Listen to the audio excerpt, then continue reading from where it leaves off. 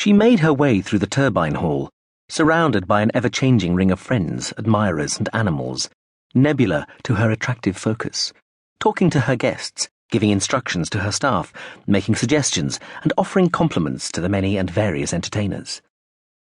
Music filled the echoing space above the ancient gleaming machines, sitting silently amongst the chattering throng of gaily dressed partygoers.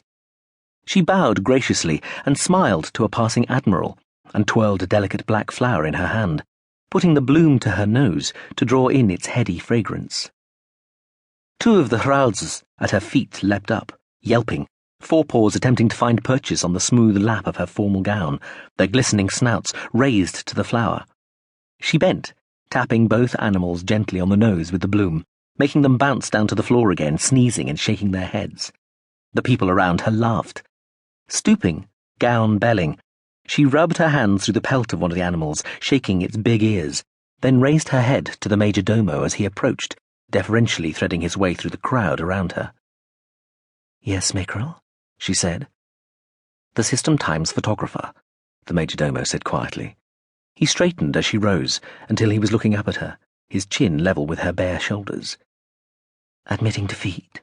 she grinned. "I believe so, ma'am. Requesting an audience." She laughed. "So well put. How many did we get this time?" The major domo sidled a little closer, looking nervously at one of the heralds when it snarled at him. 32 moving picture cameras, ma'am, over 100 still." She brought her mouth conspiratorially close to the major domo's ear and said, "Not counting the ones we found on our guests." "Quite, ma'am." "I'll see him? Her?" "Him, ma'am." "Him later. Tell him 10 minutes. Remind me in 20. West Atrium." She glanced at the single platinum bracelet she wore.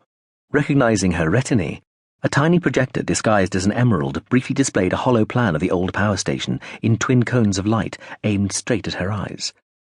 "Certainly, ma'am," Mackerel said. She touched his arm and whispered, "We're heading over to the Arboretum, all right?" The major domo's head barely moved to indicate he had heard. She turned regretfully to the people around her, her hands clasped as though in pleading. "I'm sorry. Will you all excuse me just a moment?" She put her head to one side, smiling. "Hi. Hello. Hi there. How are you?" They walked quickly through the party, past the grey rainbows of drug streams and the plashing pools of the wine fountains. She led, skirts rustling, while the major domo struggled to keep up with her long-legged gait.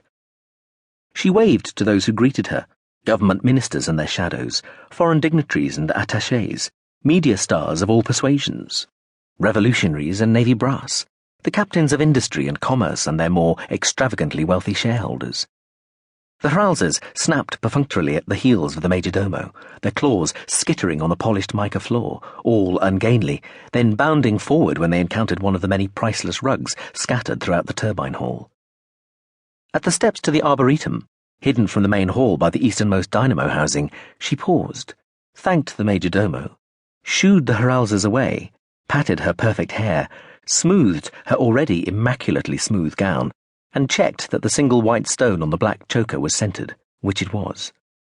She started down the steps towards the tall doors of the Arboretum.